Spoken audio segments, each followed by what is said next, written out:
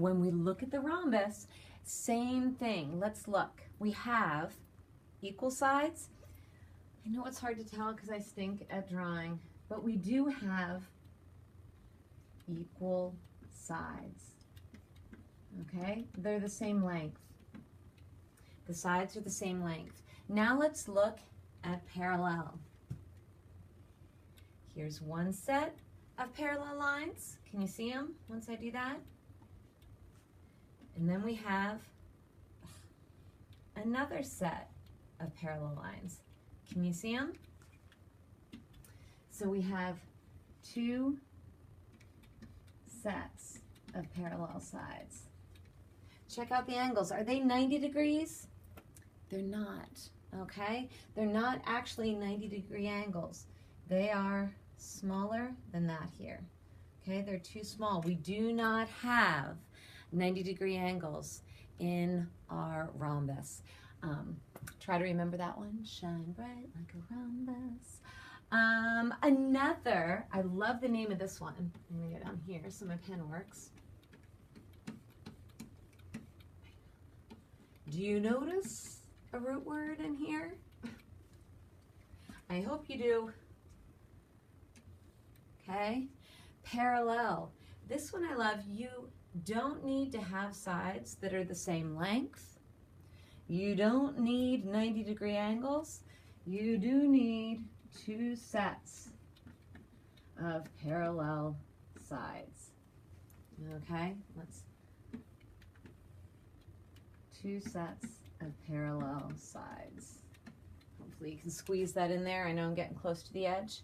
When I look at that one, a parallelogram, I'm going to go, let's see, this and this are parallel, and this. If you can see that, parallel and parallel. Let me check and make sure I'm still fitting in there. All right, now we have one last quadrilateral. Remember, all of these are shapes that have four sides. Quadrilaterals have four sides, have four sides. The last one, honestly, I remember this one by, ooh, I didn't mean to erase anything there. It's called a trapezoid. Not too many words have a Z stuck right in the middle of them like that. I remember that one by thinking of the Pizza Hut roof. It also has a Z. When you think about that, see, we've got two sets parallel, two sets parallel, two sets parallel, two sets parallel. A trapezoid just has one set of parallel sides. Can you see that in there? Here's my set of parallel sides here. Polygons is just a word for a closed figure that has three or more sides. Three-sided figures, triangles. This is particularly our four-sided figures. And four-sided figures are called quadrilaterals. Have four sides, have four sides. I know this is tons of information. You have to start remembering how to identify these five shapes, these five quadrilaterals.